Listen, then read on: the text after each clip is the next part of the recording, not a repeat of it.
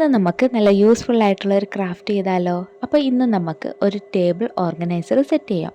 അപ്പോൾ പഴയ കാർഡ്ബോർഡും കാര്യങ്ങളും ഉണ്ടെങ്കിൽ എടുത്തുകൊണ്ട് പോരി, നമുക്ക് ഇതേപോലെ ഒരു ഓർഗനൈസർ സെറ്റ് ചെയ്യാം.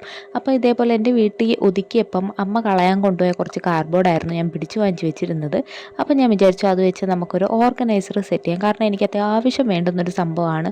കാരണം നമ്മൾ ഓരോ ക്രാഫ്റ്റ് കഴിയുമ്പോഴും നമ്മൾ യൂസ് ചെയ്യുന്ന സ്കെയിലും അതും ഇതും എല്ലാം എനിക്ക് തോന്നുന്ന കണക്ക് കിടക്കുകയും ചെയ്യും. പിന്നീട് നോക്കുമ്പോൾ ആ സംഭവങ്ങളൊന്നും കാണത്തുമില്ല.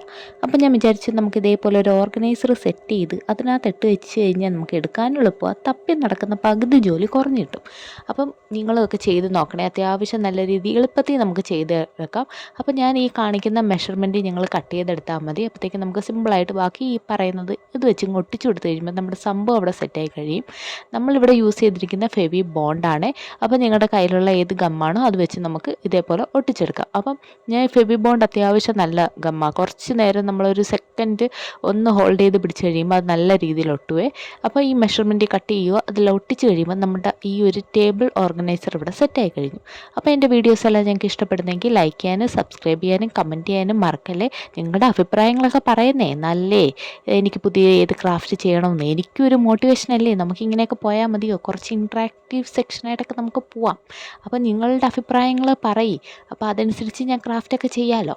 അപ്പം അതേപോലെ തന്നെ ഞാൻ കുറച്ച് നാളായിട്ട് ചിന്തിക്കുക, നമുക്കിതേപോലെ വീഡിയോസ് ചെയ്യുന്നതിൻ്റെ കൂട്ടത്തിൽ തന്നെ ഞങ്ങളുടെ ഫ്രണ്ട്സിൻ്റെയൊക്കെ ബർത്ത്ഡേസോ എന്തെങ്കിലുമൊക്കെ അവരുടെ ഒരു ഹാപ്പി മൊമെൻറ്റ് നമുക്ക് ഷെയർ ചെയ്യണമെങ്കിൽ ഷെയർ ചെയ്യാമല്ലോ.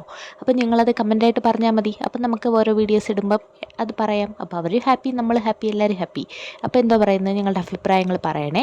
അപ്പോൾ നമുക്കിത് അതേപോലെ ഞാൻ ഈ പറഞ്ഞ പോലെ നിങ്ങൾക്ക് വേറെ ഏതെങ്കിലുമൊക്കെ ഐഡിയാസ് ഉണ്ടെങ്കിൽ നിങ്ങൾ പറയണേ. അപ്പോൾ നമുക്കതൊക്കെ നോക്കാം. അപ്പോൾ നമ്മുടെ ഓർഗനൈസർ ഇവിടെ സെറ്റായി കഴിഞ്ഞു. അപ്പോൾ നിങ്ങൾക്ക് ഇഷ്ടപ്പെട്ടെന്ന് തോന്നുന്നു. ഇനി നമുക്ക് നമ്മളുടെ അൽക്കുലത്ത് സാധനങ്ങളെല്ലാം അതിനകത്ത് പറക്കി വെച്ച് കഴിയും. അപ്പോൾ അത്യാവശ്യം നല്ല രീതിയിൽ ഒരുപാട് സാധനങ്ങൾ അതിനകത്ത് കൊള്ളും കേട്ടോ. അപ്പോൾ ഇതെല്ലാം ഓരോന്നും ഞാൻ തപ്പി എടുത്തുകൊണ്ട് വരുമോ, ഇതൊക്കെ എവിടെ ആയിരുന്നോ എന്തോ.